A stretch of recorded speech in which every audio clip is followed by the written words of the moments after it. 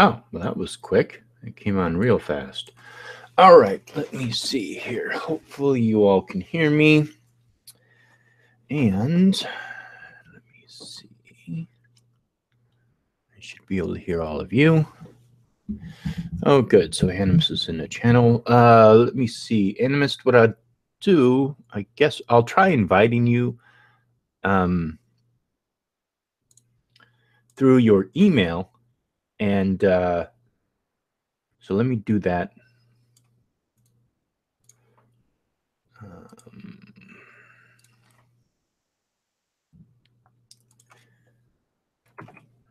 So let me do that.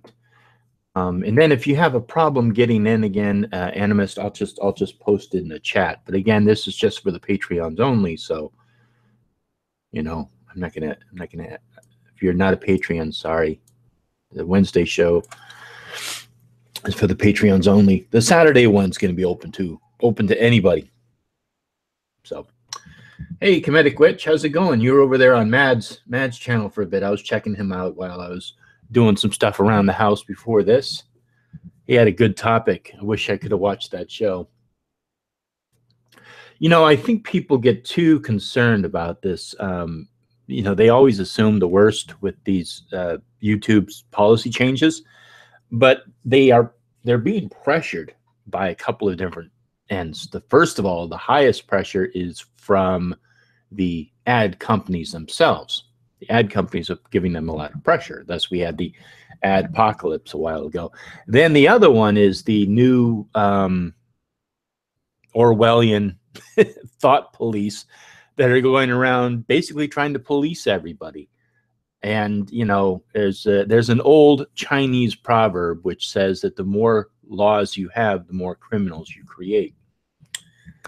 And that's just kind of the way it is. The more restrictions you put, you know, the more people are saying things that are deemed inappropriate or whatever. I really don't care. I mean, I don't have to listen to anybody. There's all kinds of mechanisms in place on YouTube, Twitter, Facebook, whatever, for me to block, delete, ignore people. And, you know, basically I want people to go out in front of a camera and say this most ridiculous stuff. So we go, oh, that guy's a hateful, fucking bigoted asshole. Otherwise, they're just hiding all over the place. And, you know, I mean, I would much rather know exactly who's wearing a red shirt and who's not wearing a red shirt. And that's exactly what hate speech does. It allows us to recognize those people who are wearing the red shirts. And just to put restrictions on them it just makes it easier for them to hide in the fold. But whatever, I don't run the world. I just live in it.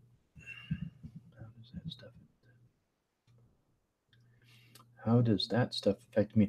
It only affects us as content creators if we have our videos monetized and if videos, and ads play in our videos.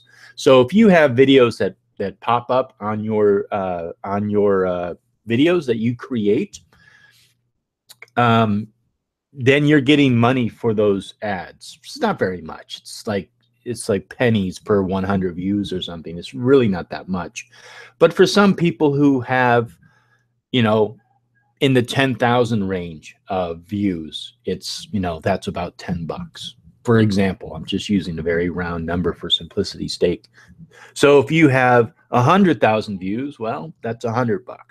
So you can see how when you start getting more views, how those ads can affect you. For those of us who are small content creators, you know, if you have like less than 100,000 subscribers, or actually, you know, subscribers really aren't all that important. I should say views. If you have less than consistency, let's say 50,000 views per video, you know, you're really, it's really not going to make that big of a difference to you. You know, I mean, I don't know how much or if you even have your videos monetized, Comedic, but I have my videos monetized, and I make maybe, before the ad apocalypse, I was making about, I made $100 in 1 year. Actually, I made $100 in 2 years. And then recently I made $100 in 6 months, but that was because a lot of people also donated to Super Chat, which that money goes to.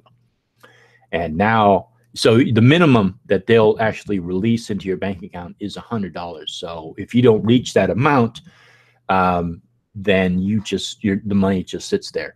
So like mine has been inching along, like literally like pennies a month. So I don't think I'm going to make another $100 for quite some time.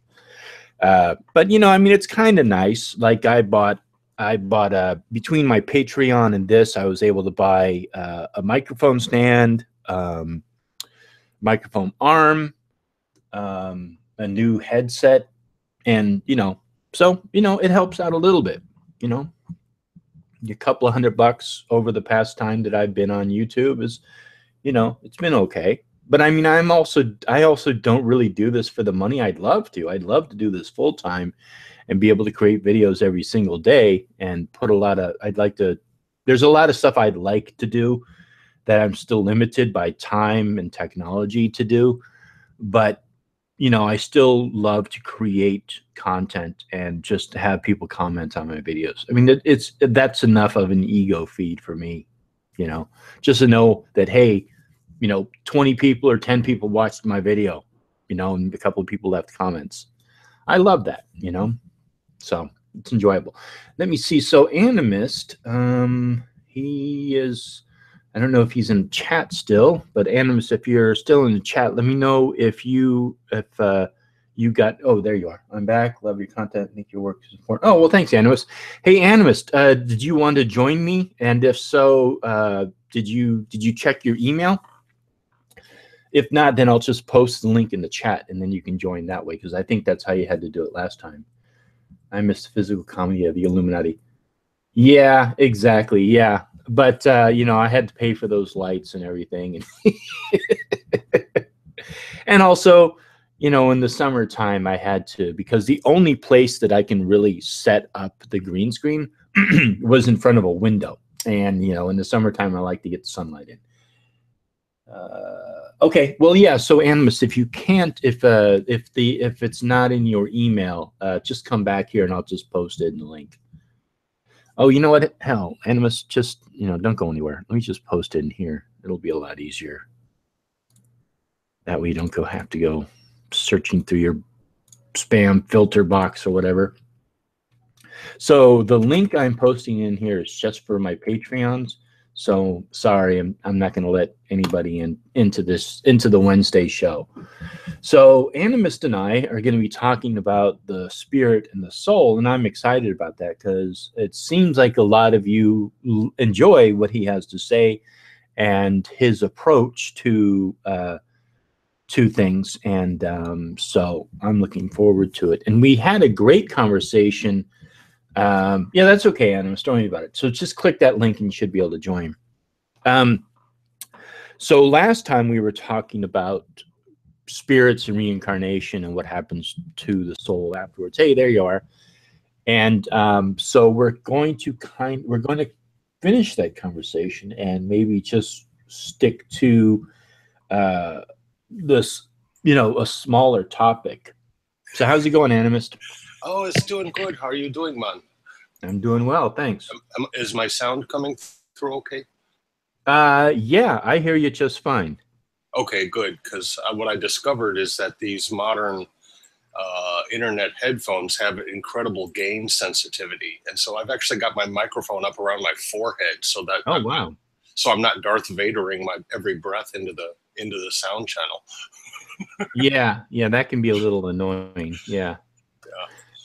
You know, I grew up, you know, in the days of public address microphone systems with the big giant cables and the huge heavy speakers. And if you know, if you were going to talk or sing into one of these microphones, and public address systems, PA systems are still kind of like that. They practically have to shove the microphone down their throat to be heard. Right.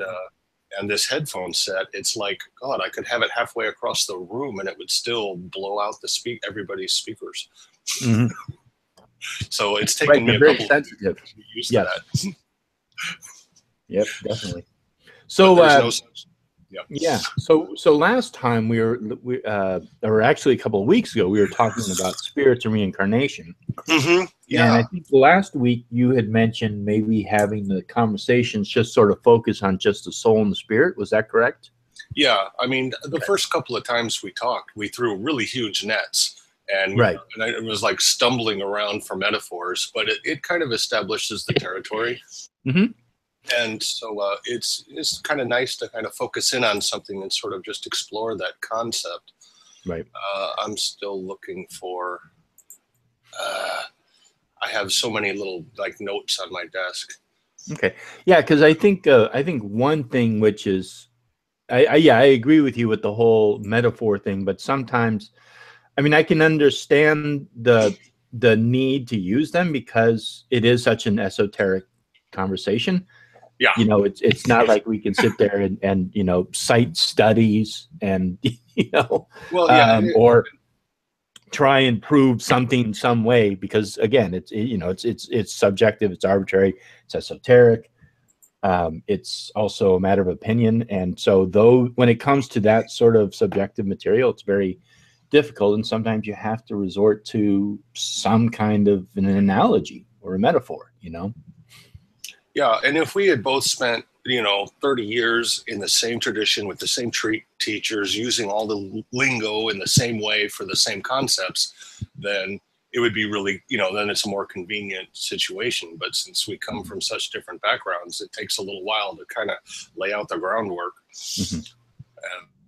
And I have kind of an advantage in that I've worked with witches and occultists, I think, somewhat similar to. I've worked with Gardnerians before, so I've at least got some idea of what you're saying, or at least I think I have some idea of what you're saying. But I come from such a bizarre background that it takes a lot of time and work to kind of translate what I'm talking about, because over the years stuff gets incredibly personalized. Even if you're not eclectic, quote unquote, it's still over the course of your career you kind of personalize lots of stuff, and Right. so sometimes you don't realize how far down your own rabbit hole you've gone. Yes, exactly. So maybe what we could do is set up some parameters for definitions. So Yeah. I think maybe what we could do is define some of the terms that we'll be using, such as the difference between a soul and a spirit. Yeah, because you had a really interesting perspective on that. Your time framing for those things suggested some very interesting ideas. And so I kind of would love to explore that a little bit. Just that aspect of it is a wonderful thing. Okay. Well, do you want to go ahead and start out with your definitions? Okay. So, and here's, part of the problem is that I'm from the kind of a very fluid idea of these things. To me, in English, the word soul reverberates back to basically the translation from the Old Testament of the Torah, where in their time frame they didn't really have the kind of afterlife that was later imposed upon it by Hellenism, and so to them, a person's soul was just their self. It was just their being, and in a lot of ways, I still see that as that, but I do see it as something that outside of a person's lifetime, that soul, that being, is kind of free to wander the cosmos a little bit, which I don't think they necessarily had back then. And so, are you sure? Are you giving your definition or the Torah's definition? I'm just trying to explain how I see the word soul, just as a word, just to define the term. Okay. All right. And so, to me, the more meaningful version of soul is the way blues players use it. It's your communion with the universe as a person.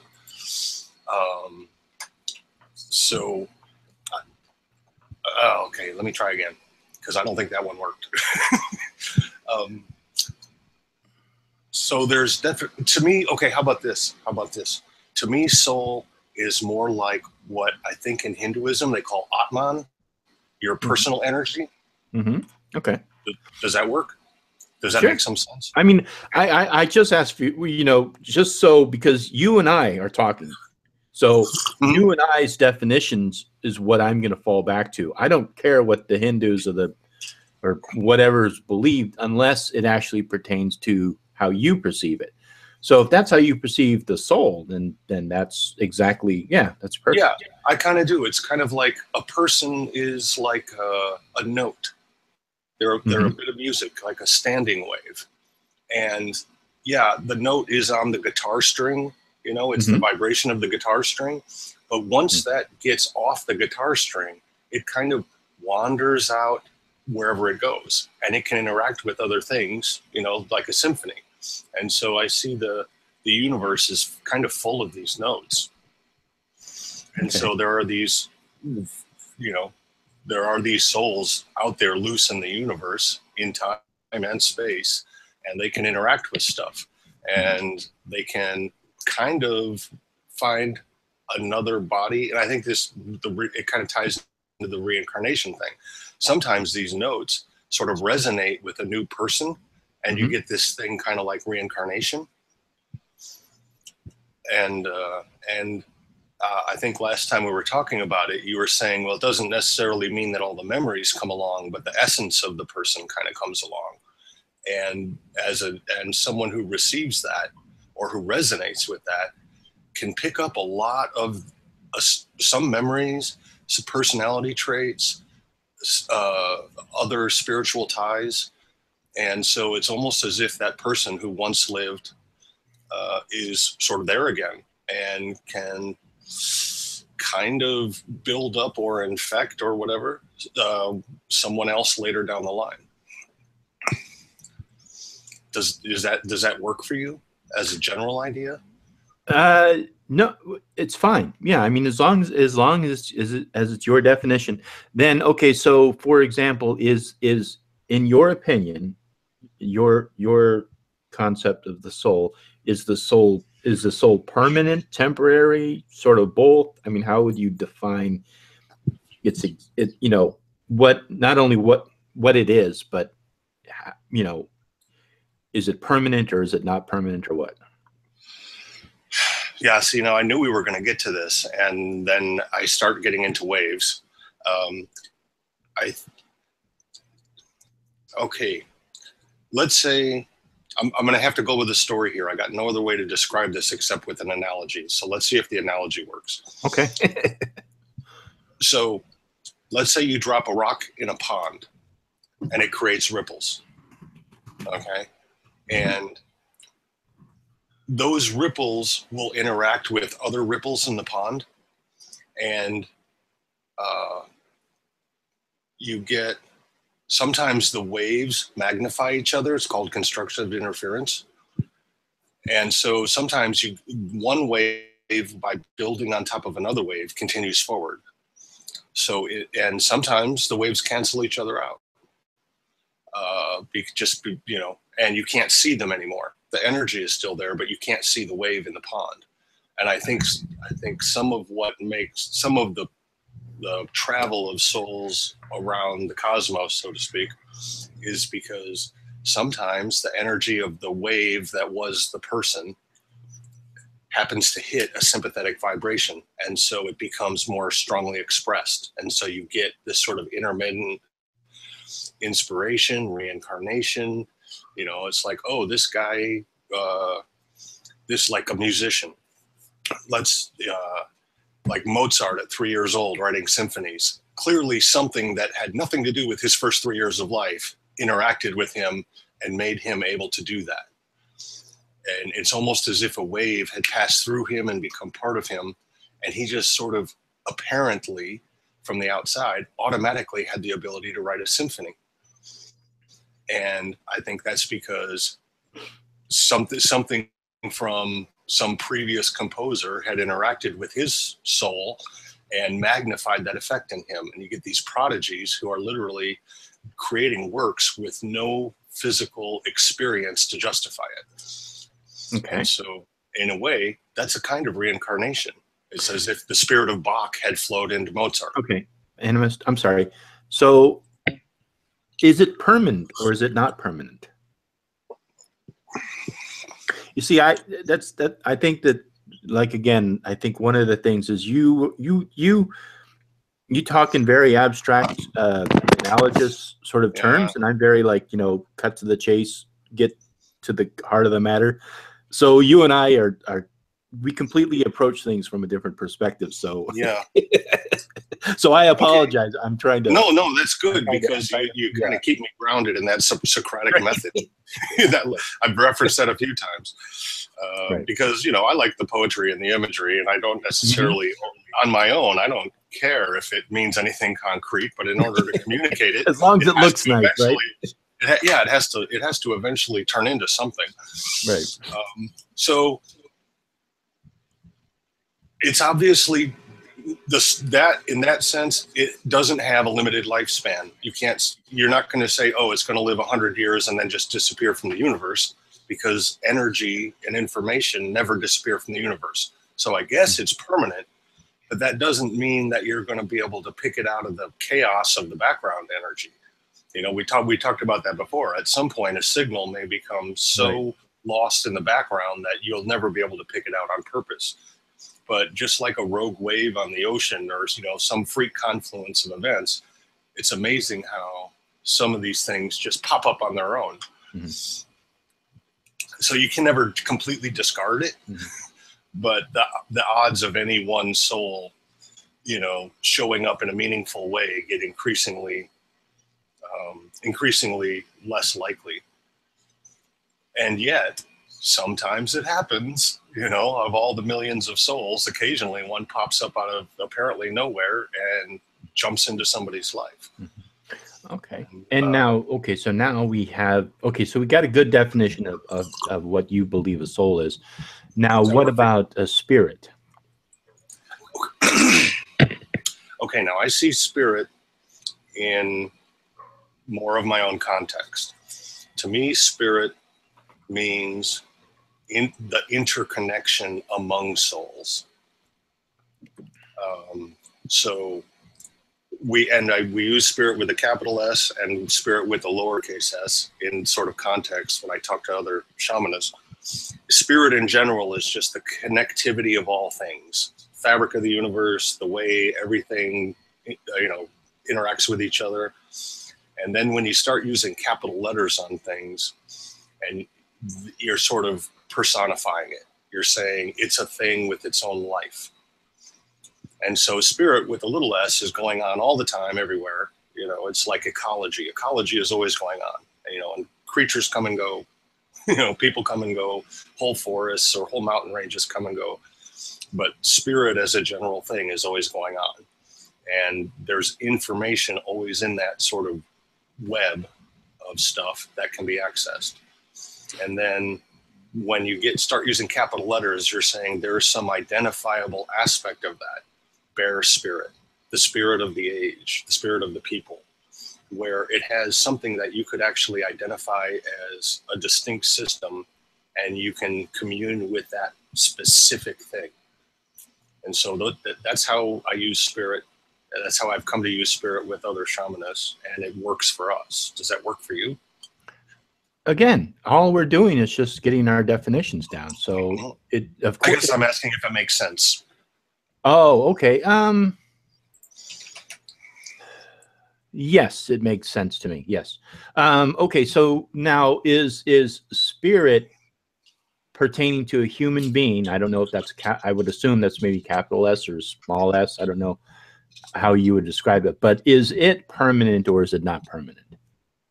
Spirit is pretty permanent because it's always going on, just like the cosmos is always gone. Okay, cool. So now the way that I would define soul is I would define soul as a temporary, a permanent thing. So it's like the core essence of a being. So the core essence of a being is what I would consider to carry on. It is what reincarnates. So it's sort of like if you could imagine like a pool of water, and then each person is a drop, and eventually the drops go back into the main pool. And then from that pool, other drops come out. That's how I perceive the soul.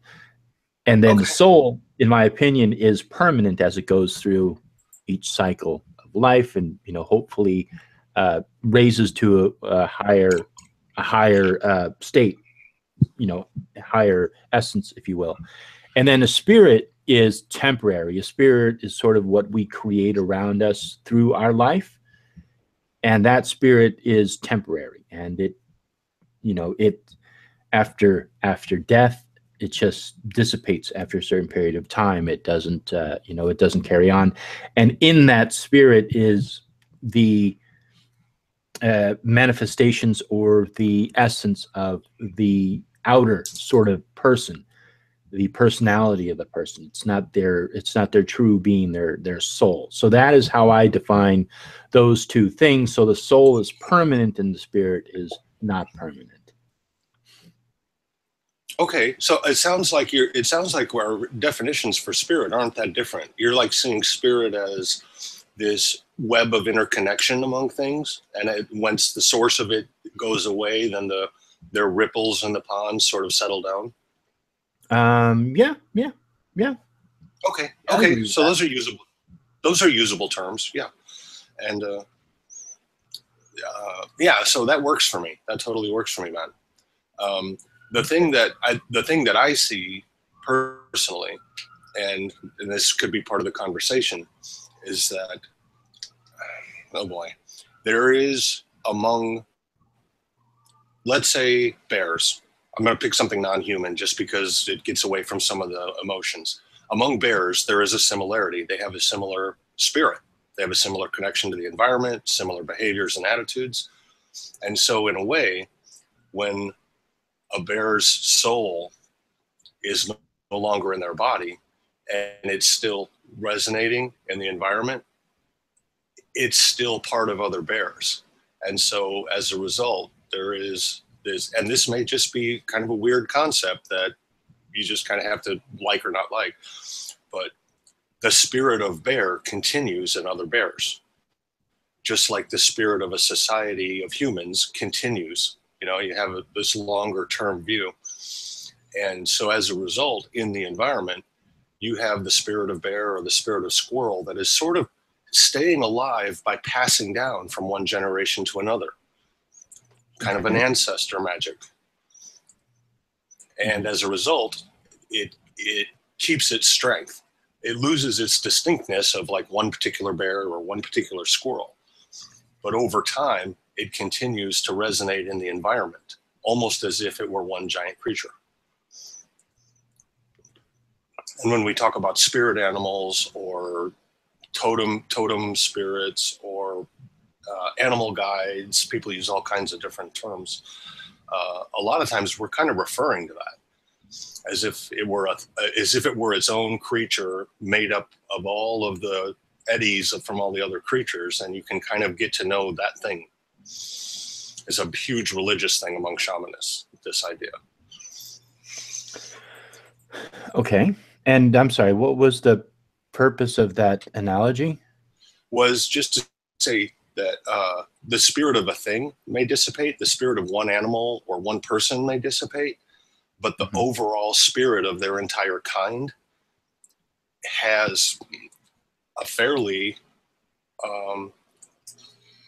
permanent existence written on the landscape. It's like as long as that species exists, as long as that kind of thing exists, the spirit of it continues to exist, even though certain members of the species come and go.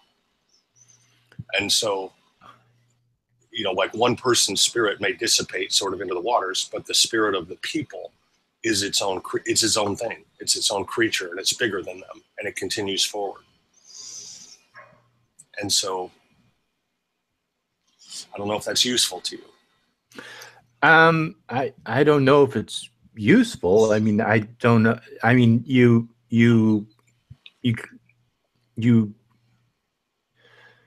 gave forth an analogy and you explained the analogy. So okay.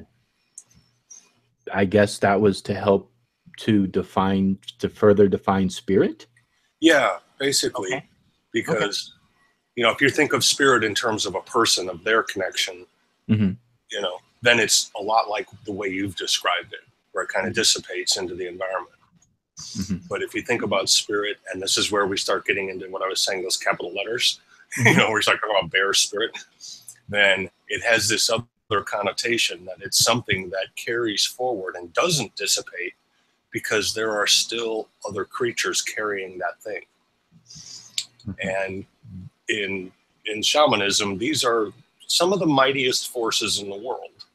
These are world spirits, you know. And so when we talk about spirit, this becomes a whole nother category. And in English, there's no other word for it. You know, we've got soul, we've got spirit. We can define those, but then spirit has two aspects. It's got the individual aspect, and it has the sort of environmental aspect. So what are the differences between those two? The two kinds of spirit? Yes. Yeah. Well, the temporary version is all the interconnections of your life. The permanent version is the ongoing effect that continues to resonate your kind, that continues to resonate your values in the whole environment. And that doesn't fade as long as there are people like you, creatures of a certain kind that exist. And it kind of gets stronger and more distinct as it goes on. And so basically there's a word missing from English there, because English is a technical language. It's not a spiritual language. And so you have to find ways around that. Okay. So now you're expanding upon the definition of spirit. Yeah. A problem is I've got three things where there's two words. I think that's basically the problem. I've got three notions, and there's only two words for them in English. Okay, that's fine. Okay, so using these two spirit definitions. So one of them is, so what happens, for example, to the spirit after one dies,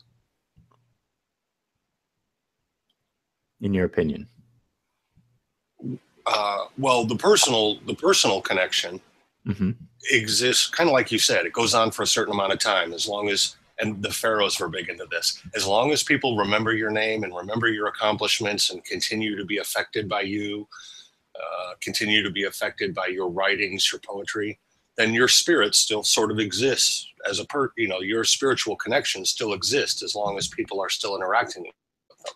You know, it's kind of like being immortalized in literature. You know, to some extent, the spirit of Homer is still going on because it's still continuing to affect people. So that's a personal thing. But as long as there are humans, there will be humanity. Humanity as a function, as an interconnective function of the environment, will continue to exist and continue to exist. And so that can go on for millions of years. So that kind of spirit doesn't automatically erode away, because it continues to sort of resonate with future generations. So that's the difference, you know, from my point of view, in the kinds of spirit. Okay. I'm trying to put this in terms that make sense anthropologically, and it's a little bit tricky. I'm trying not to frustrate you, man. No, it's not. No, it's okay. I mean, don't worry. I'm easily frustrated when I don't understand things. So don't worry about that. There's nothing you can really do about that. I mean, I apologize. I'm trying not to be. I'm trying not to be frustrating. I'm just trying to grasp and understand where you're coming from. And yeah, I understand that I'm at a bit of a disadvantage because I'm just so to the heart of the matter, and I just try to draw straight lines between A and B. Yeah, and my tradition is very musical, and so sometimes you got to kind of get your head into a musical point of view for it to make any sense, because our magic is musical. Our view of the world is sound waves flowing through each other, and so sometimes thinking in terms of music is the more useful course. That's not gonna. That's not gonna do it. That's not gonna help. It's not gonna help. No. I'm just trying to understand the two. You know, I'm just trying to understand the two forms of the spirit. What was that? tapping noise? I guess it's your microphone, huh? I was eating a cashew. Oh, okay. So okay, so the okay, so the spirit has two components to it. One is temporary, and then the other one is permanent. Was I getting that right? That's pretty close. Yeah. Okay. Okay. One is about your direct connections to the environment, and the other one is about the connections that carry forward through things that are similar. Mm-hmm. You know, it's kind of like feedback. You've worked with sound and listened to music and probably been to some concerts. You know, feedback, how much that sucks. Uh-huh. Well, in a way, the big capital letter spirit, or, you know, like when we talk about bear spirit, it's a little bit like a feedback loop in a sound system. You know, the bear goes into the environment goes into the next bear, that bear goes back into the environment, you know, and it feeds back and it gets louder and louder. And so that kind of spirit continues until, you know, either the sound system blows up or, you know, or the environment can just handle it. But the original note is like the personal connection. Right. But the environment itself creates a feedback loop. Okay. All right. So these two forms of the spirit, one is permanent. Mm-hmm. So what happens with this spirit from the dawn of time when it began? Is it just it just keeps collecting into something, or that's the part I'm trying to grasp. Okay.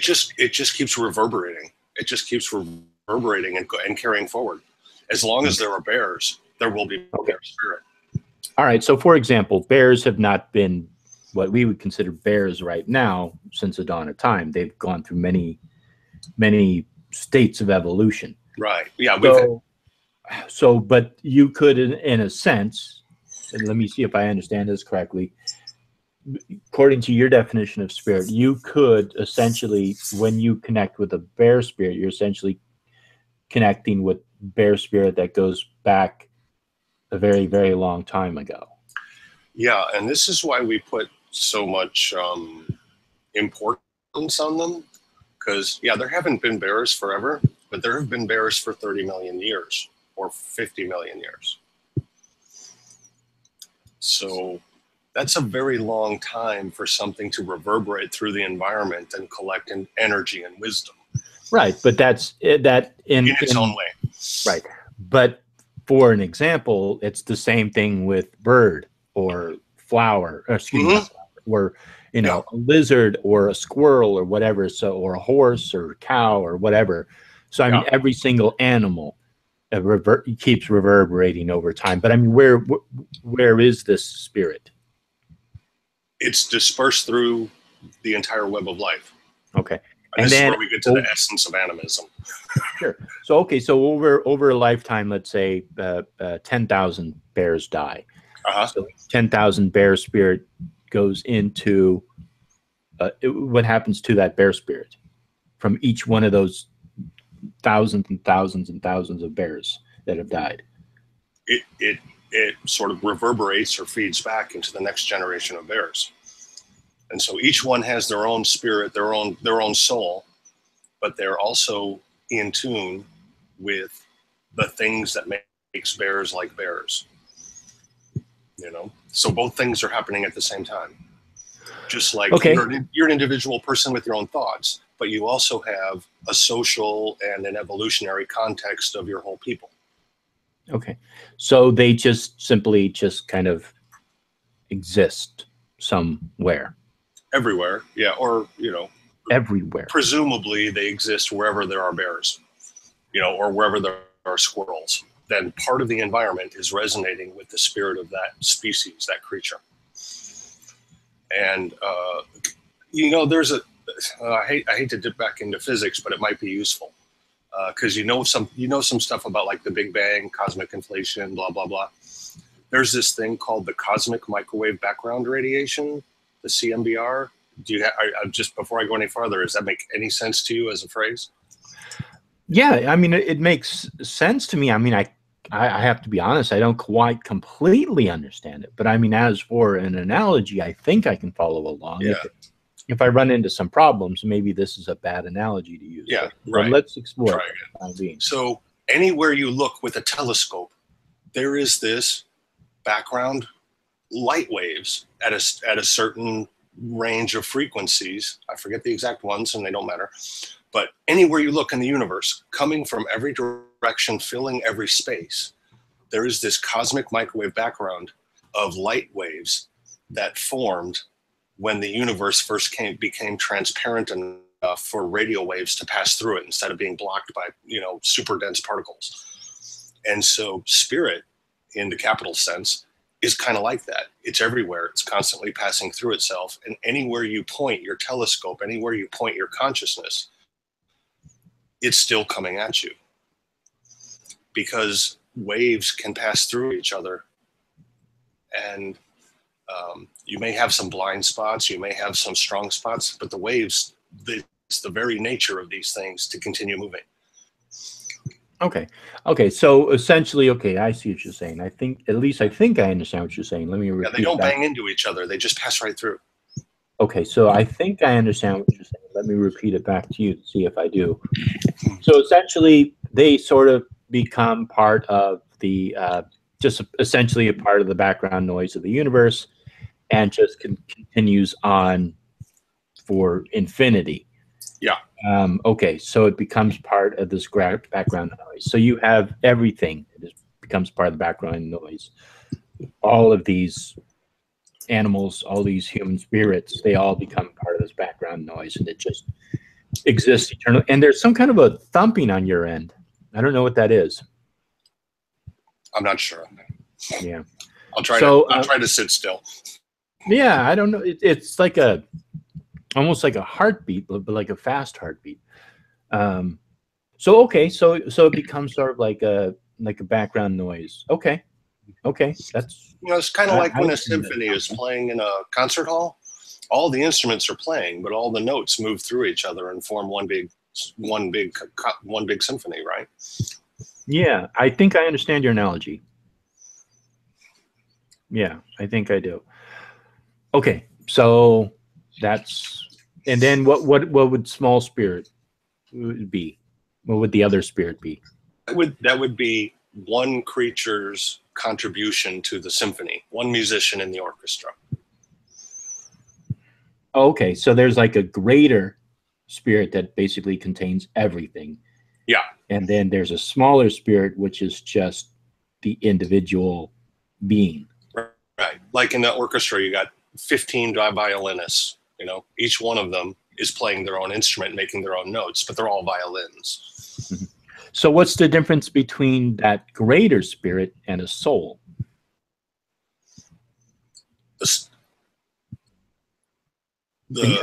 From your opinion. The soul is the player. Pick one player. Pick one musician.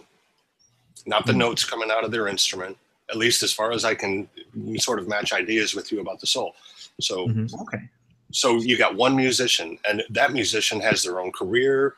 They learn, they train students, they continue to have an effect. If they train 100 students, then, some of them goes on in their students. Okay.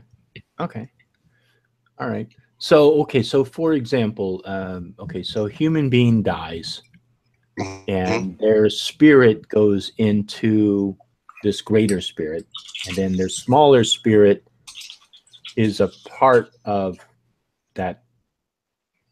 Okay. So their smaller spirit is a part of that.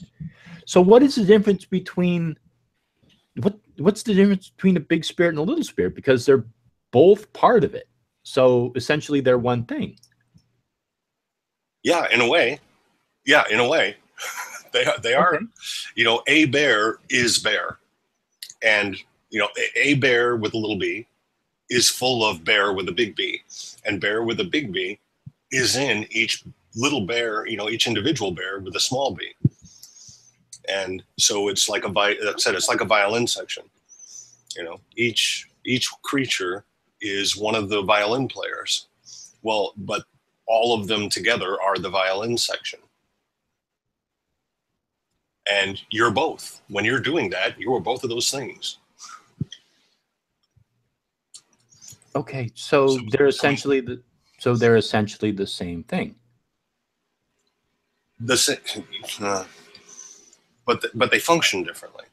You know, if you go off into a little room by yourself and play your violin, you are not the violin section at that time. But when you're in the concert hall with a dozen other violinists, then you are the violin section. Yeah, but what is the barrier between those two things? You just said that. Okay, so let me back this up a little bit. So the analogy that I understood was essentially you become like this larger pool of all this background noise of the universe. So what would be the dividing force between that little soul and the larger soul, which is essentially that background noise of the universe? To me, in my opinion, or from my perspective, understanding your analogy, there's nothing separating those two things. So essentially, those two souls are like one soul. I don't understand what would be dividing that smaller one from the larger. Individual effort. Individual effort. I'm sorry, that was a bit trite. Well, I mean, I was just, yeah, I mean, that all that does is just brings up a lot more questions. Yeah.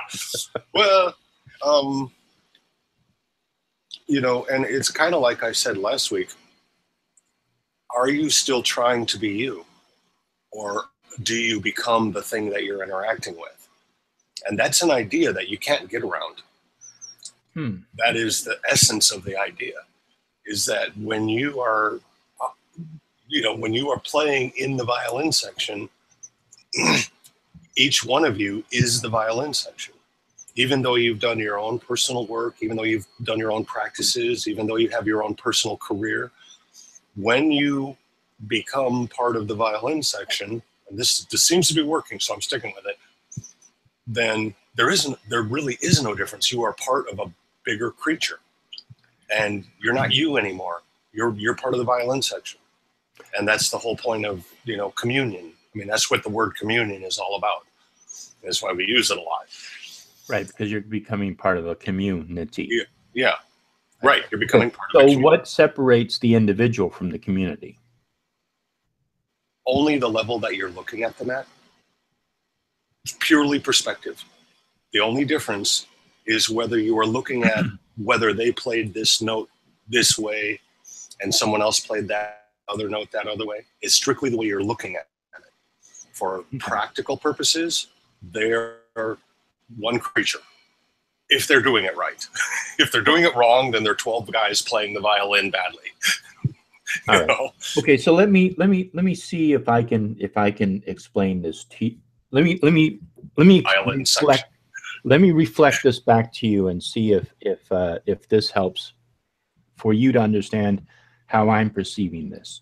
Okay. So I'm perceiving this. Let's say there's a huge floor made of tiles. Okay.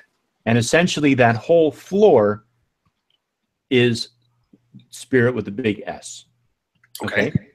Now each smaller tile on that floor, which makes up the tiles, would be considered spirit with a small s. So you, from my perspective, you are making a distinction between that smaller tile and the entire tile floor. Whereas I see that small tile simply just a part of that entire tile floor, because the whole tile floor is made up of individual tiles. So I don't see a difference between those two things. That's my perspective on that analogy you gave. Okay. And you know what? You said it right. You actually, in saying the way you said it the way I see it. Okay. It was the analogies that failed. It's all a floor. It's a big floor. They were tiles until you put them in the floor. So what? Okay. So, but obviously, because you're using two words for that, you're making a distinction between those two things. So, like you said, there was the symphony, and then there was individual players in the symphony who are off on their own, separate from those, and that's where first of all, I don't understand why there would be two separate things, because, like I talked about earlier, as I mean, your it sounds kind of like your perception of spirit is my perception of soul, but so now I'm confused. Hold on. This is an So this is an I don't epic understand thing. I don't understand what would be the difference between the small spirit and the greater spirit. I think that's what I'm hanging up on. Excuse me. Okay. I need a second to think here. Yeah, sure.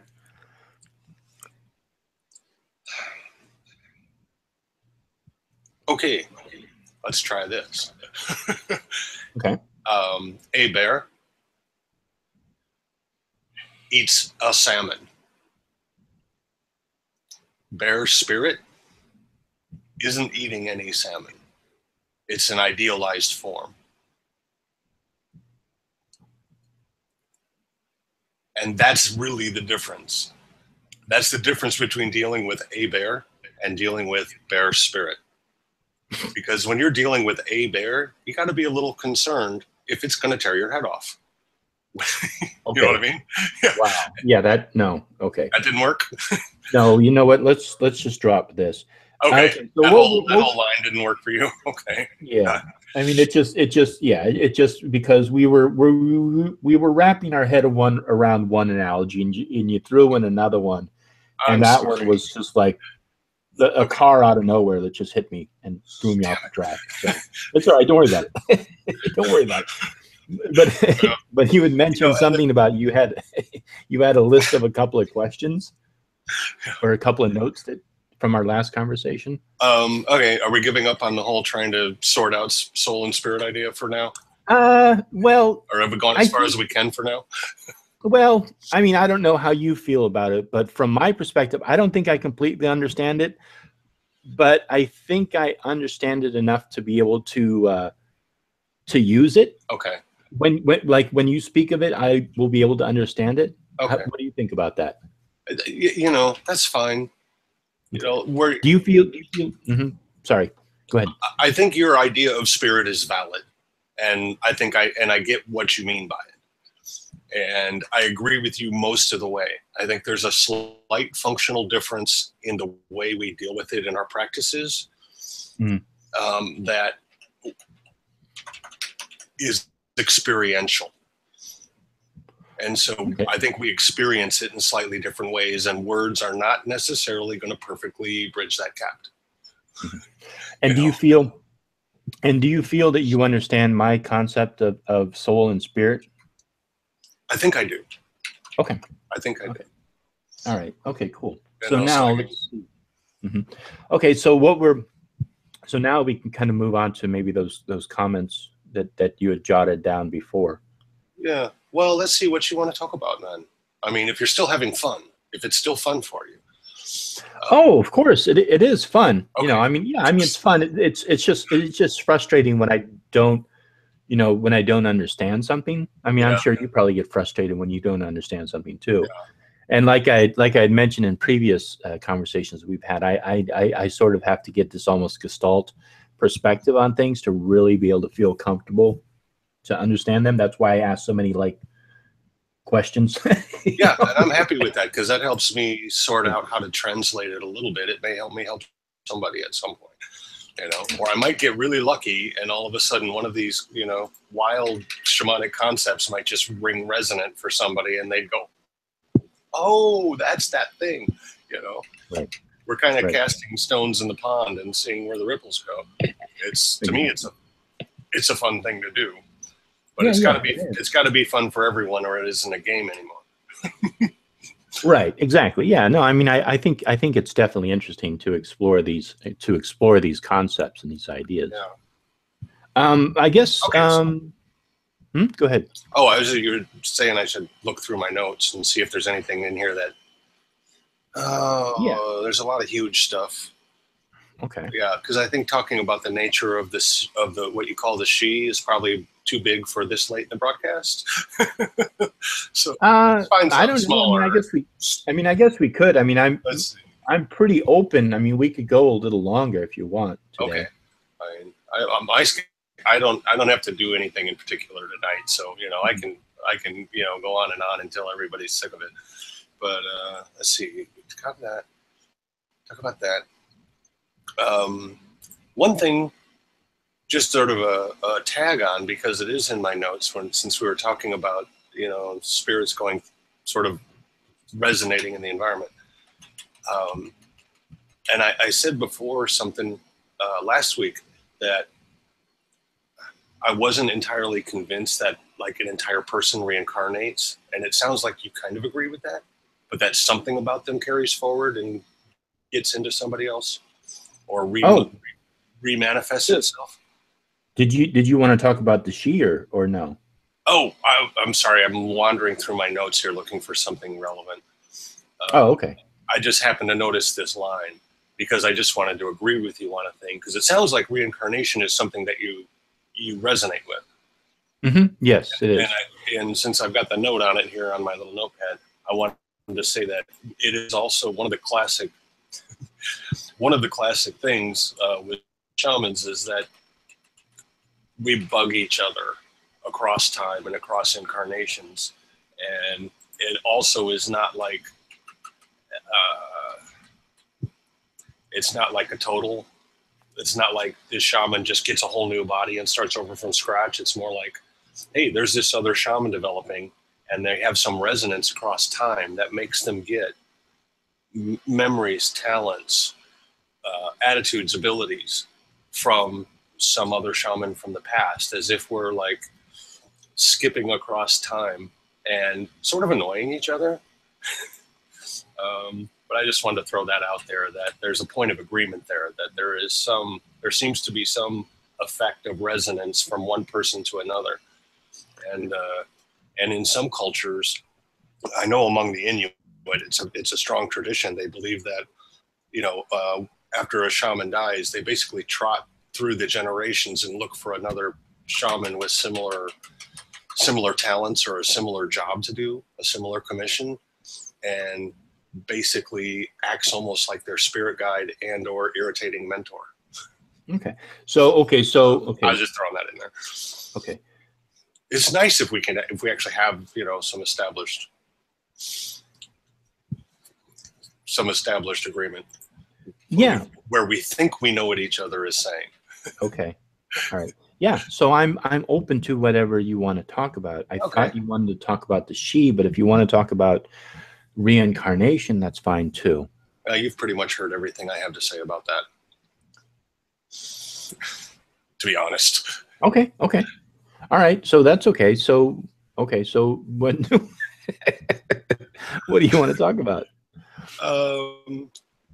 Do you want to start on the she? It might be a good follow through to next time, because it's something that a lot of people are interested in. Yeah, I mean, I think the she is a very fascinating topic. I mean, I enjoy speaking on that topic. So sure, that's fine. Well, let's have some fun with it, because there are so many stories, and and they exist in every culture everywhere that hasn't forgotten itself. Okay. It's like. But the she in particular it's an Irish word to represent the ancestral spirits. Yeah, I think you got to open with where you're at so that I can kind of try to fit into it. Yeah. So we might run into some problems, like, for example, if we were talking about Russian folklore and we started using the term she, people who might understand Russian folklore might get confused by it, because their term for what the Irish consider to be the she might actually be different from other cultures. So I think if we are going to talk about the she, we would probably want to define it as the Irish culture does, because I think if we expanded upon that, it might confuse people, and also might confuse ourselves. Mm-hmm. That's just my suggestion. Yeah, that's great. Because I don't know much specific Irish folklore, but I'm familiar with the general concepts of the Fae, and we have had a good time irritating the hell out of each other over the years. They're a significant part of any nature practitioner, as far as I can tell. You deal with them if you get out there in the world. or if you're getting into anything like astral travel, hang on, I'm going to type. Okay. Then you run into various versions of them. Oh, okay. So let's define. We were defining soul and spirit. Let's define our definition of the she. What is your definition of the she? Okay. Yeah, they're a lot of fun. They're interesting. So, in the most generic sense, I think they are a kind of magical, conscious entity, spirit. Not in the sense of spirit we were talking before, but more in the sense of a spiritual entity that exist on the landscape. And some of them, especially the ones that people call the royal or the high fae or the royal fairies, may actually be the result of consciousness passing into our nature from another nature. And they have a certain otherworldly quality to them.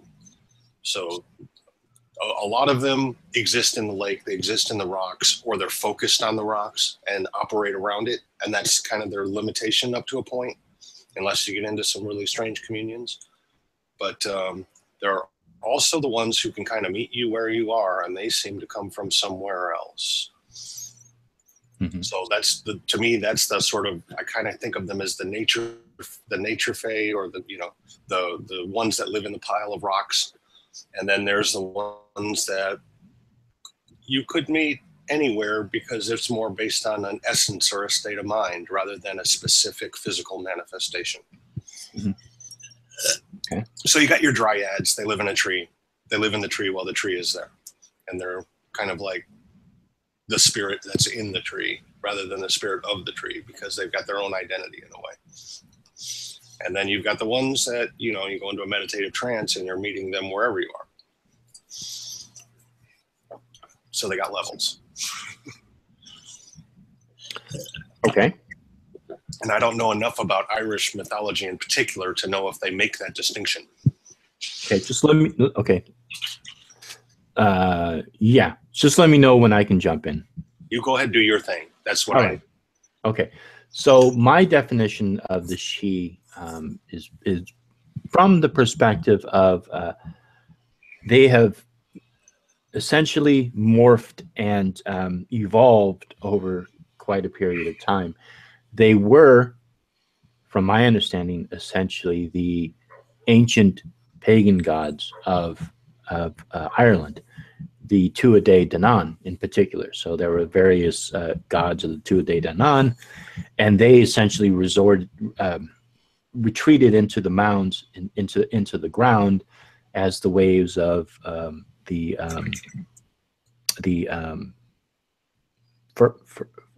when waves of other people came to the island. And it also kind of goes back to history, where other waves of migrants came in from Europe and into Ireland. So though they were the ancestral deities, which became the diminutive people or the smaller people as Christianity came in, and they sort of almost got demonized, and then the she sort of took on a sort of a kind of a trickster or a demonic sort of nature, but they themselves are ancestral spirits. So that's what they are. So you'll see burial mounds, which are, they call them, she mounds. And in this mound, or in this realm, time is completely different. There's always an abundance of food, always an abundance of drink, and abundance of happiness. And, everything is flowing, everything is wonderful. And if you enter this realm and eat of this food and spend time there, then you can come back out, and essentially thousands of years have passed, because the ancestral spirits' concept of time is so different from our mortal time. And then there's a famous story of this one priest. He's a Catholic priest, and he looks up and there is the boat in the sky going across, and it's the she. And that's kind of how those two realms sort of interact. One is so it's almost like it's a very thin veil between these two realms. That's how they view that.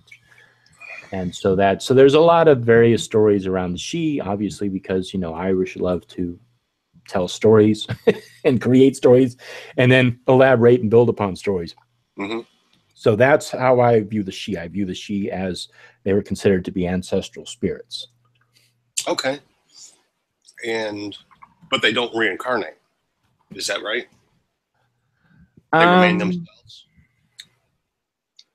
I don't mean in literature. I mean as spirits. Yeah, that's a good question. I can't think of any story. The only thing that definitely stands out in all stories, most stories of the she, is that the time for them is a completely different time frame than our time. So it doesn't say anything about reincarnation. So no, I don't know. So in a way, they do remain themselves. You get that in German folklore too, and it transferred into the New World in the story of Rip Van Winkle. That was basically the same thing, right? Okay, so there's a similarity there across that spectrum. And one of the infamous things about trance work is that the subjective featheritarianism. One of the things that's is consistent across trance work is that your subjective time ends up being very different from the objective time that's flowing around you. And you can have days worth of memories and experiences while you're only in trance for an hour. And so that's kind of a similar thing.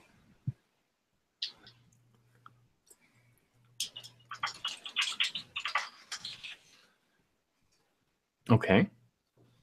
So I think there's some continuity across different cultures with that. Okay. I guess that's all I was saying. Yeah. I can't legitimize or delegitimize particular, Irish folklore because it seems to have survived pretty well in spite of having gone underground for so long. Mm-hmm. There's a researcher, I can't remember her name, but there's a researcher on YouTube whose videos keep coming up in my suggested column, who actually got her PhD in Irish paganism as it had sort of survived underground. Mm-hmm. Well, it's like with most folklore, and most of the folklore came from the outer cities and carried on from traditions where people are doing traditions they no longer understand why they're doing it. It's just what they do. February comes around and they're making corn dollies and they don't exactly understand why they're making corn dollies, but it's just what they do, and they go and they so we have a lot of these folklore traditions that passed on from generation to generation, but people don't exactly understand why they did them. It's just what they did. So I think a lot of especially people who try to reconstruct European folklore traditions and European paganism, we try to find whatever elements we can within them and then see how they correlate to various things and sort of, try to recreate what our pagan ancestors practiced. But a lot of our practices are also influenced by the church, and the church adopted them and incorporated them into their practice. And so, like, for example, the traditions that we have today are very much a pagan / Christian holiday tradition. And to me, I don't mind that. I don't care. I don't want to, like, quote unquote, purify paganism from Christianity. I think that that's absurd. It's evolved that way. And that's just the way it is. I know there are some Christians out there who want to, quote unquote, purify Christianity from the pagan practice. Which is clearly impossible by definition, since it was constructed. Well, I mean, if you wanted to, but I mean, if you think about, okay, what you're going to be celebrating, whatever they celebrated as ancient Hebrews, which were probably pre-Christian at some point, or I mean, or before Yahweh became the monotheistic deity. Right, you're all the way back. Right. And you're all the way back to their pagan roots. Exactly. You're all the way back to Asherah. Right. Exactly. Yeah. And I think Asherah is Babylonian. I can't keep track of her names. She has so many names. Astara, whatever, Easter. There's even parallels between her and Frigg, I think, in the Norse. We're talking about the roots of Indo-European culture. Yeah, I mean, there's the Norse deity that mostly got associated with Ishtar. Was it Freya? Shoot, I'm trying to remember. No, it's a different deity. It's a different Norse deity who had a rabbit and fertility, and which influenced Easter the most. Ishtar doesn't have anything to do with Easter. I mean, that's the big confusion there. Really? Ishtar doesn't have anything. I did a whole video on this. Huh. See, now there's Ostara. Oestre is a Germanic Norse deity. I remember that video. Yeah, who's a goddess of fertility. Yeah, it seems like that the name, the goddess, and the practices kind of reverberated back and forth between tribes during the migration period and got kind of confusing. Yeah, and I mean, if you understand like how they observe Passover, which but it was a certain measurement from the equinox. And there were a certain number of nights and days, and that's how they figured out Easter. So Easter's always been this, like in Ireland, they had different observation days of when they were supposed to celebrate Easter according to the church. And, so there was a lot of, Easter is one of those things where, they tried to Christianize it, but take up a lot of the pagan roots. But I mean, like all the holidays, it's impossible to do that because it's how it's evolved. It's like trying to, it's trying to de-evolve it, Right. And if you want to de-evolve a holiday, it doesn't make, it's like trying to de-evolve a horse or de-evolve a cow, Right. It doesn't make any sense to me. But anyhow, we got off on this tangent of the holidays. It's relevant, to how people see the spirit world. Yeah. Because these things reverberate back and forth, and just like us, these tribes were finding commonality, and any excuse to throw a party. One thing I've noticed is that no society has fewer holidays as time goes on. Right, exactly. It's like, hey, these guys do this thing on this day. We can borrow that. They have Thanksgiving in Canada now. Yeah. Just because I mean, it sounds like a good idea. Yeah, I mean, a good example of that is in America, how we have evolved celebrations. Like Halloween is a good example. Mm-hmm. Christmas is a good example. I mean, essentially, America created the Christmas tradition of a tree, which comes from the Norse or Northern Germanic practice of Yule. Bringing the tree, bringing the greens into the house for good luck, and then sort of America adopted it into the Christian tradition. Yeah, especially German Americans. I made a comment on one of your videos about how the Puritans outlawed Christmas for 22 years or something like that in the early Boston colony because they just didn't want anyone to have any fun. And kind of like your NYS TV people, they said, "Oh, Christmas is too pagan. If you celebrate Christmas, you're going to be arrested." Yeah, I don't. Yeah, somebody else said that in the video, and it's not that they outlawed Christmas as much as was they just didn't celebrate. They didn't celebrate anything. The only thing that they celebrate was there's like only one celebration that Puritans, like Mormons and others, celebrate. They don't celebrate Christmas, and they don't celebrate Halloween, and they don't celebrate Thanksgiving and all these other holidays that we celebrate in America. So it's not that they outlawed Christmas as much as they just didn't celebrate it. You could be fined some kind of money. You could actually be fined for skipping work or celebrating Christmas during the colonial period in Massachusetts. You can look it up. It's historical. Seriously. Okay. Those people were that stiff that they actually outlawed Christmas. And it held up. Because well, maybe I'm thinking of Halloween, because I know that the very first time I responded to this, it was Mark Wahlberg, Yep. and he said that they had outlawed Halloween, and so I did this research, and all of the links led to another Christian site, and it was like this constant loop where all they did was they referenced another Christian site to reference another Christian site, Right. and it wasn't true. What it was that the Puritans simply did not celebrate Halloween. So that's what they did. They just didn't celebrate. So it wasn't that it was outlawed. Yeah, the Puritans didn't celebrate anything, but they did actually have a law against Christmas. And it held up until enough, basically, Germans and Scandinavians showed up to tell them, to flip them off and tell them, "Fuck you, we're gonna have beer and laughter on the solstice." And there's nothing you can do about it because we're huge and armed.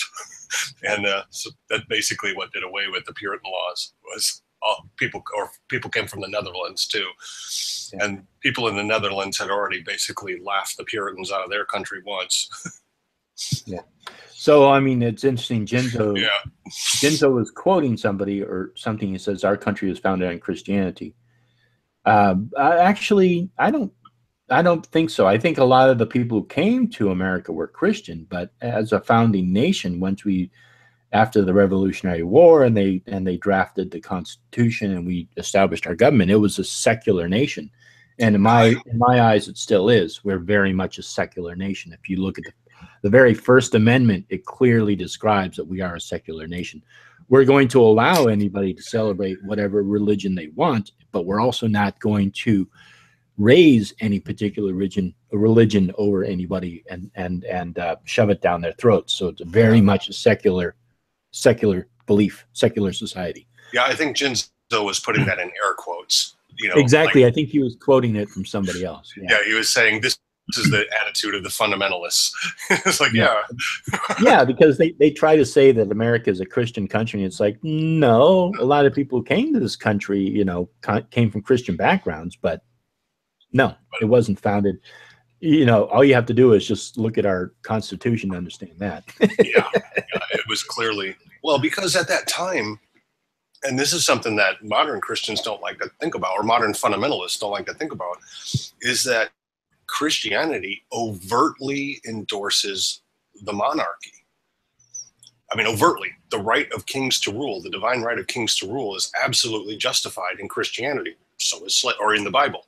So is slavery.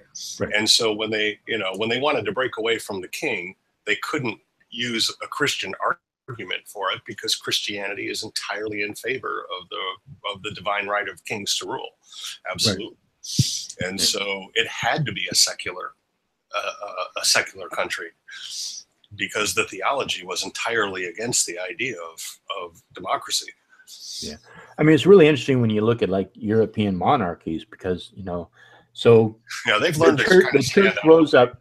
The church rose up and became the most powerful force in Europe. Mm-hmm. And then, but they allowed the kings by divine grace, the king was basically the son or the chosen one by their gods. Yep. And eventually became God. And so that's why, the priest has to give the crown to the king or the queen. Mm-hmm. Yeah, like in the Holy Roman Empire days where the Pope would crown them. Exactly. Right. So until Napoleon came along and took the crown out of his hands and put it on himself.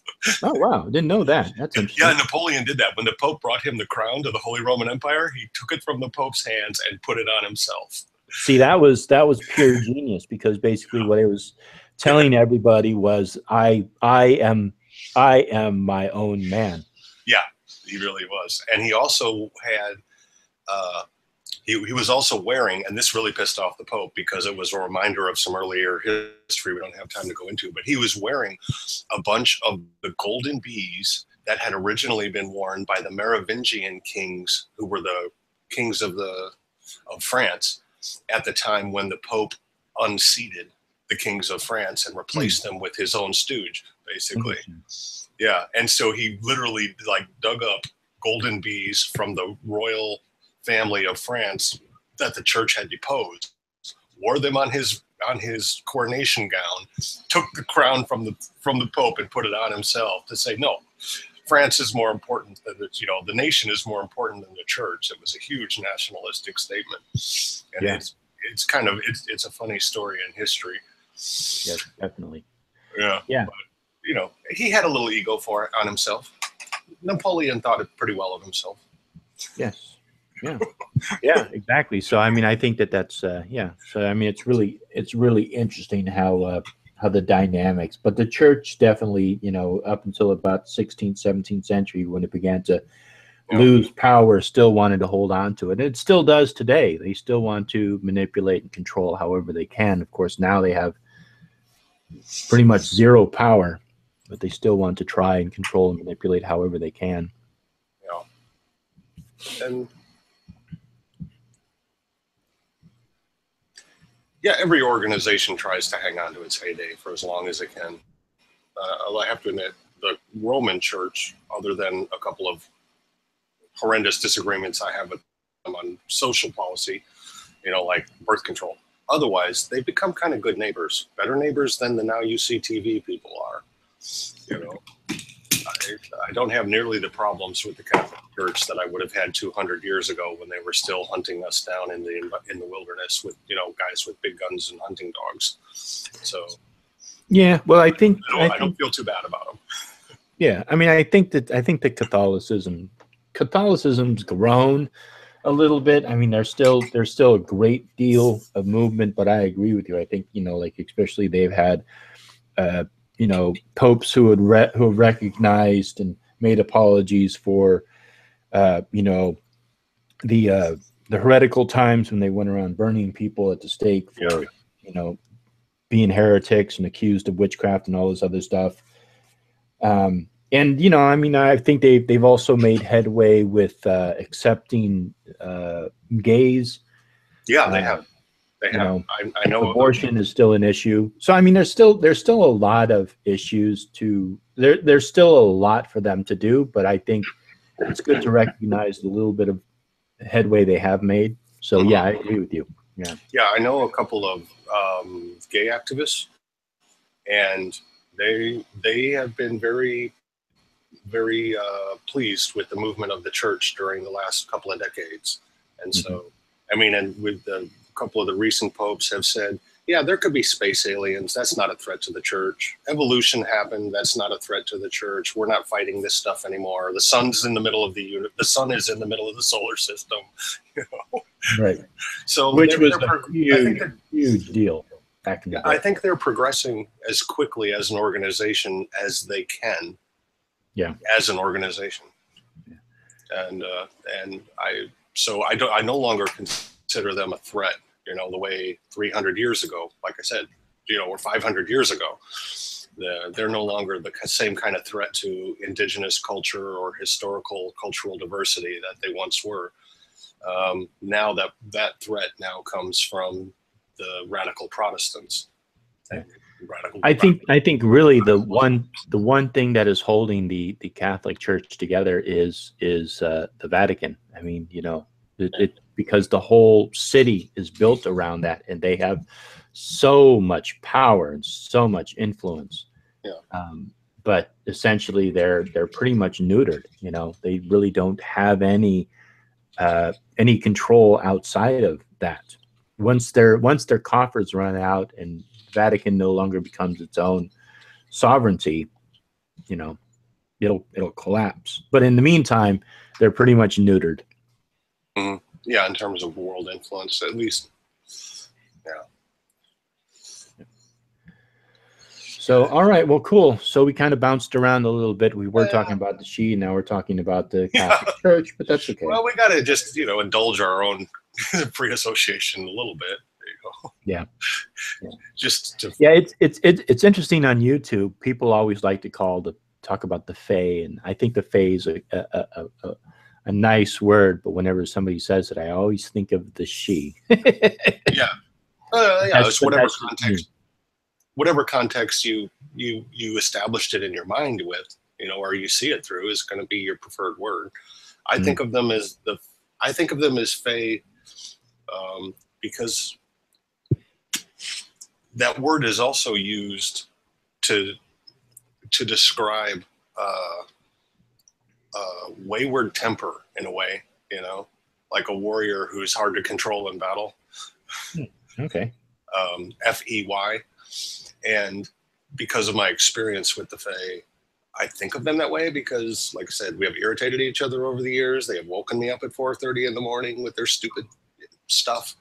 And they've, you know, called me out to the wilderness any number of times because they had some really trite issue that they wanted dealt with. And so when you're in these nature communions, the fae become less romanticized and a little more irritating. Because, you know, they're kind of like cats or children. It costs them nothing to try. If they got something they want, that's what they want. And they have no problem with, you know, waking you up at 4:30 in the morning and say, come out and deal with this horrible thing. And it turns out to be really not that big a deal. It could have waited until I woke up on my own, you know. You know, somebody littered in their favorite area. Naiads and dryads get kind of pissy about litter, which is why so many pagans try to take a grocery bag with them out whenever they go to the park to try to pick up some trash, because it's like, we can tell they just really hate to have, you know, pop cans and cigarette butts littering their forest. And so I think of them as the fae in that way. Yeah, and I think it's just a good idea just to clean that shit up anyhow. Yeah, well, totally. It's the responsible thing to do, but, you know, don't wake me up for it. This is me making light of some of my most serious practices.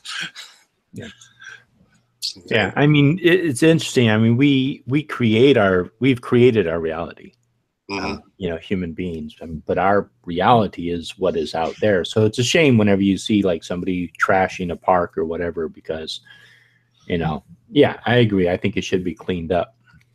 Yeah, you just have to do that just because it needs to be cleaned up, not because I feel like some fairies pulling my arm.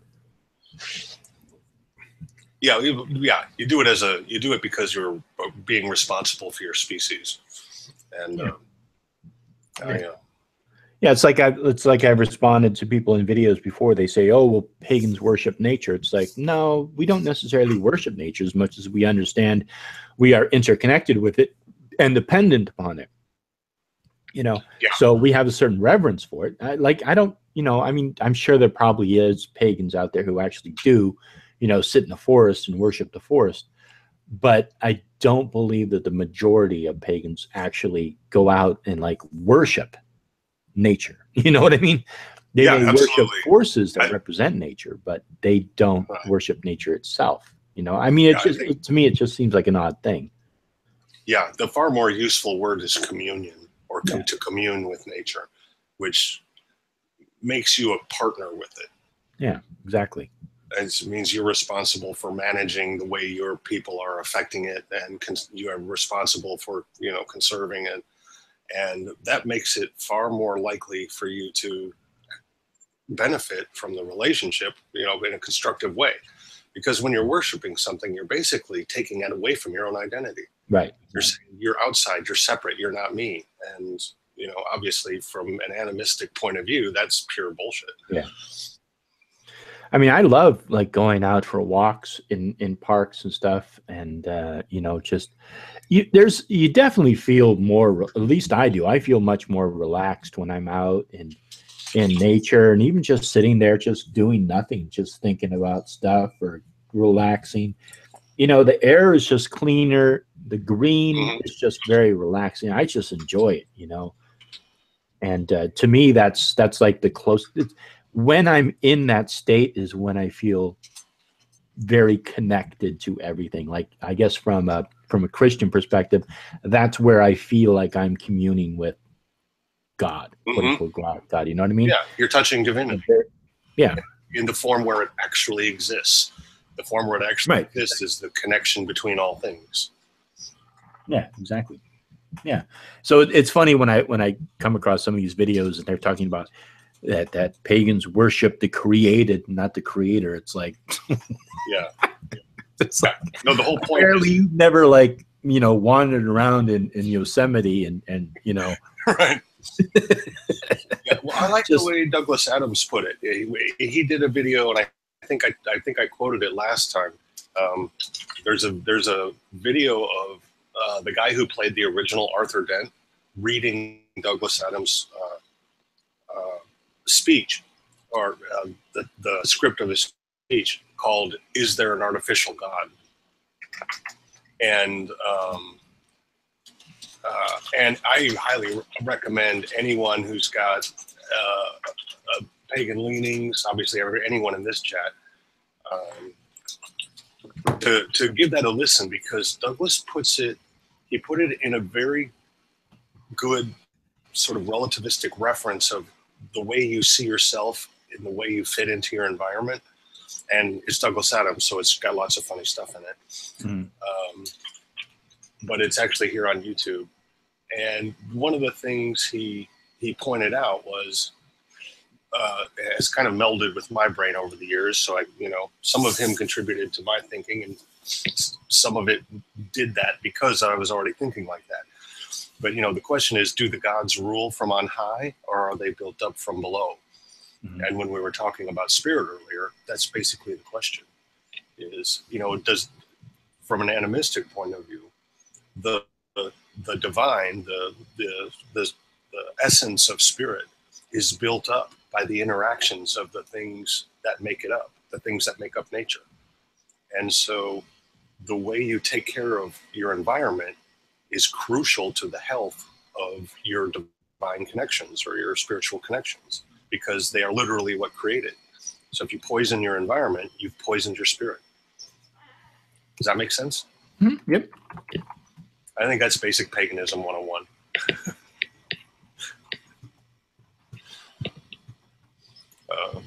And so at least, we have that much common ground going on, even though our practices are very different. I think that's what's going on in the modern world, is people are finding that they have this natural sense of relating to the universe.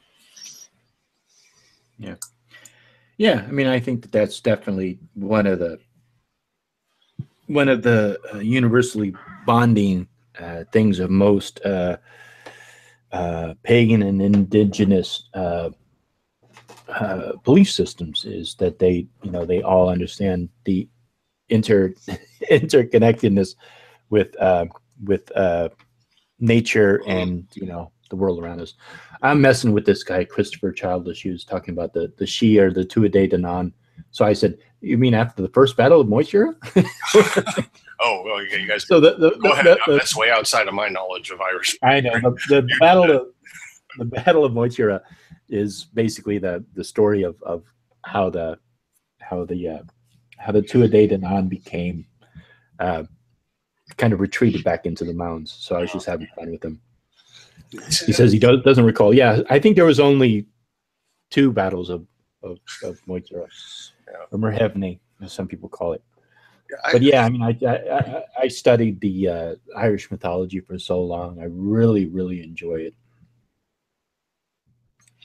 They had amazing magic mixed with tech.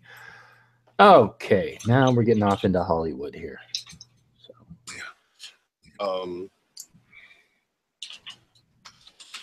what was I going to say? Oh, and this is one of the things about when you're trying to construct things out of literature or ancient literature, is there's so much of the winners wrote the story that goes on. Yeah. Because from my point of view, the old spirits, or the spirits of the earth, the totems, the animal spirits, the spirit guides, all these classes of things that various cultures talk about, they never went away. Mm-hmm. People just tried to ignore them for a while, for their own social or commercial reasons during the imperial period.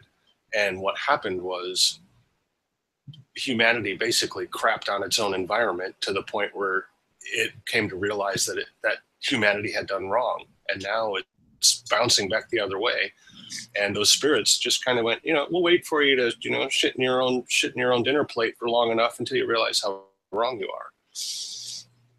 And to me, a lot of that sort of idea of the old gods retreating is basically, you know, a grown-up saying to the child, okay, if you're going to stick a fork in the light socket, you know, I told you not to, but if you're going to do it anyway, then you'll learn by example. Mm-hmm. So, all right. Well, cool. We went I guess I see them as not defeated. I guess that's my point. I see them as kind of patient guardians. Yes. So let's see. We went over about 35 minutes over the usual time today, but it's okay. It was good to talk about. I think the soul and the spirit was a good conversation. You know, and we had a fun time talking about the she. Yeah, I'd like to get more into them sometime. Maybe not right away, but maybe tell some stories of our experiences. I don't know. My traditions have a lot of stories. Right. Because sometimes the story tells you more than the textbook, you know. Mm-hmm. Yeah, well, there's definitely a lot of stories around the she. There's a lot of folklore there, you know. And yeah, well, that would be interesting. So maybe I really like that kind of sitting around the campfire kind of way of transmitting spirituality. No surprise, really, but right. Yeah. Well, definitely. Well, maybe we can get into other stuff. Yeah, another time. Yeah, sure, Jinzo. If you want, so Jinzo's asking if he can post his email if people want to talk to him about his beliefs and whatnot. Yeah, you might have to put spaces between the at symbol, because you might not be able to post it as an email address. But if you put if you put a space between your name, the at symbol, and at yahoo.com, for some reason you can kind of trick the little AI that way. But sure, Jinzo, if you want to do that, go for it. Yeah. So, well, cool. Well, this was fun. We have to make it fun, man. Huh? We have to keep it fun. Yeah, right, exactly. No, you know, nobody's got us on salary to sort this out. Yes, right, exactly. So, all right. Well, hey, thanks, Animus. I really appreciate it. And thank you, Logan. It was a lot of fun. And I will see you next Wednesday, if not on Saturday. Okay. I think I can make it on Saturday. We'll see what's going on with that. I love that panel discussion. You do such a good job of moderating that, and everybody has been so nice to each other and respectful. Yeah, and it's always nice to get, like, you and I can sit here and talk back and forth, but you know, you start getting like 6 or 7 people in here, it's like basically whoever's the most dominant dominates the conversation, you know. So it's always nice to kind of balance it out and give everybody an opportunity to speak on something, because sometimes the most quiet person can say something very insightful, you know. Mm-hmm. So yeah, and I noticed last Saturday in particular, people were being very, very careful to allow everybody to have their moments, and I really appreciated that. Yeah, that's because I keep that whip close to my side. All righty. All right. Well, hey, thanks, Animus. You take care. All right. Okay, you too. Look forward to hearing from you again. All right. Bye-bye. Good night, chat.